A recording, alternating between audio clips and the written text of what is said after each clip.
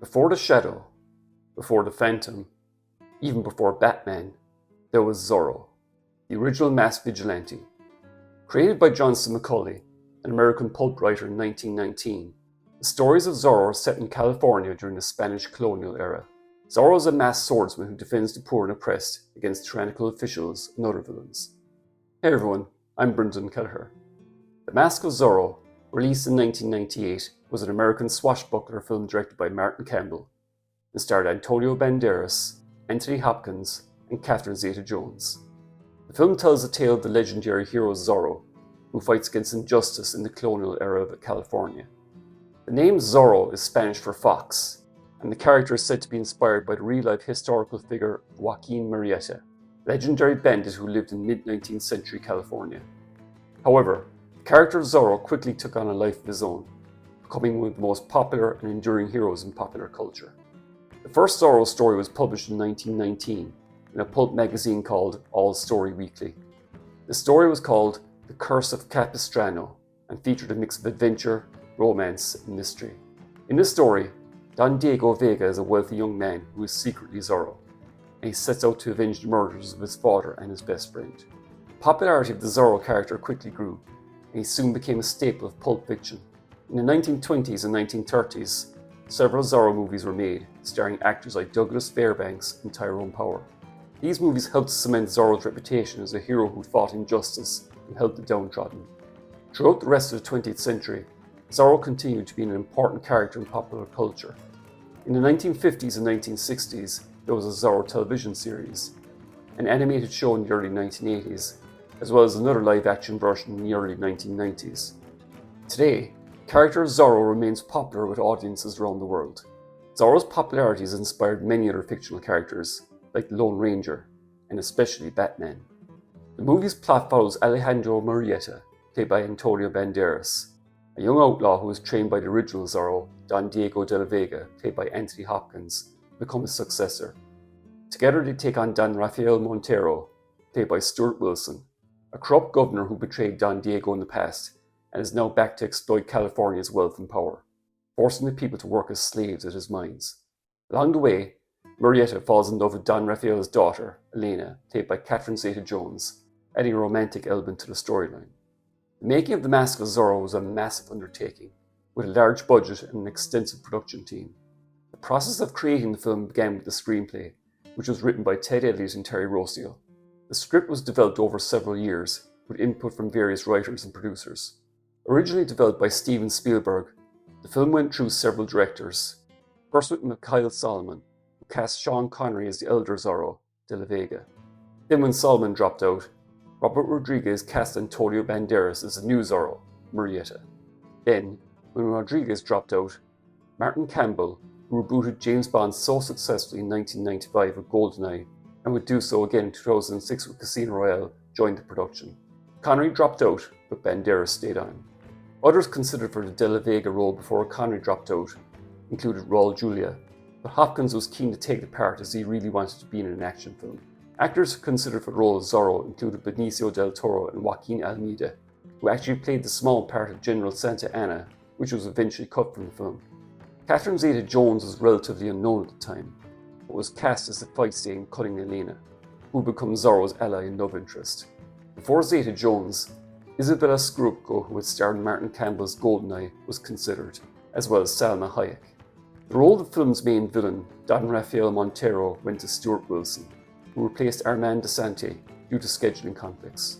Wilson, who gives an incredible performance in this movie, had previously worked in Campbell on his film No Escape.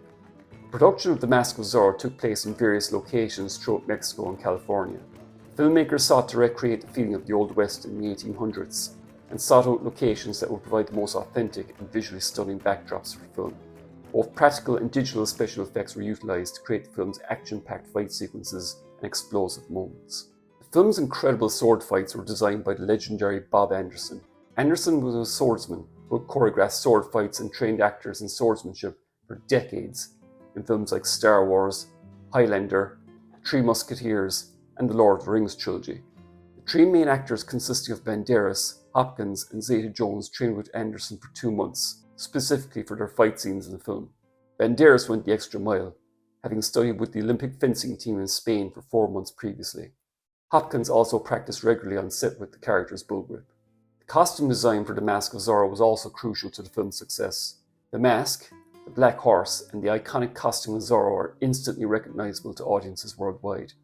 To create this iconic look, the costume designer Graciela Mazon drew inspiration from the colonial era of California, combining form and function into the visually breathtaking attire that the actors wore. The movie's action scenes are breathtaking, with intense swordplay and stunts that keep the audience on the edge of their seats. One of the film's most famous scenes is the sword fight between Zorro and Don Rafael Montero. The fight took weeks of preparation and rehearsals to achieve the amazing and visually stunning choreography. The team created a unique fighting style for each character, which reflected their personalities and fighting tactics.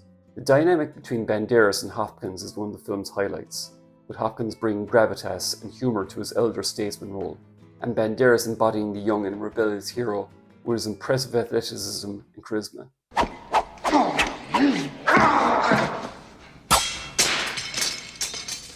In a way, both Hopkins and Banderas played a title role, with Hopkins being, to use a Star Wars comparison, Obi-Wan Kenobi to Banderas Luke Skywalker. Catherine-Zeta Jones, in one of her breakout roles, is equally impressive and holds her own with the male leads in the action scenes. One of the best aspects of the film, for me, is the musical score by James Horner. Horner had just finished working on Titanic, and part of what drew him to the Mask of Zorro was that it was a complete change of pace from Titanic. Horner, despite being a highly acclaimed composer, had been criticised in the past for a lot of similarity in his scores, but Mask of Zorro gave him a chance to explore new territory.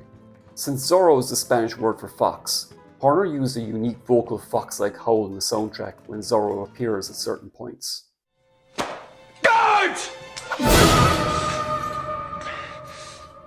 Also, during the first sword fight between Zorro and his nemesis, Captain Love, Horner uses flamenco steps in the soundtrack, which works brilliantly well and increases the suspense during the fight.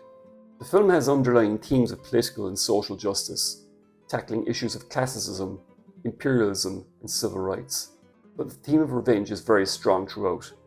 Both the elder Zorro and the younger Zorro have deeply personal scores to settle with their enemies.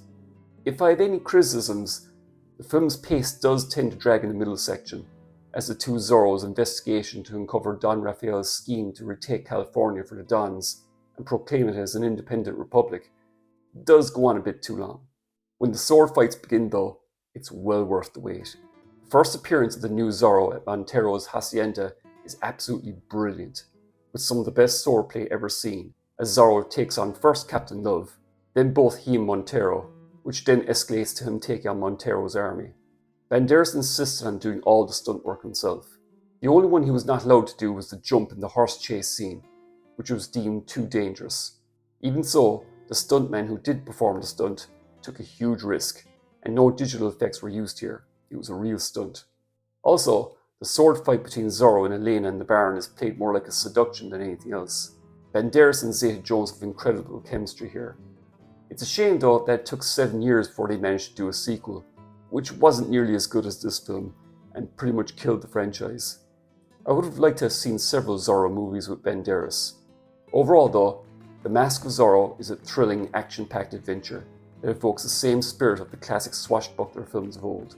Its star-studded cast, exciting action sequences, and its exploration of themes of justice and oppression make it a must-watch for fans of the genre. The movie has stood the test of time, becoming a beloved classic and reinvigorating the Zorro franchise for a new generation of fans. Thanks for watching this video.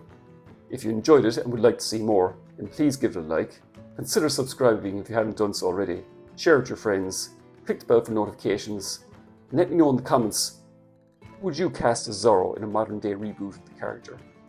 Most importantly, hope you all look after yourselves, and I'll see you all in my next video. Bye for now.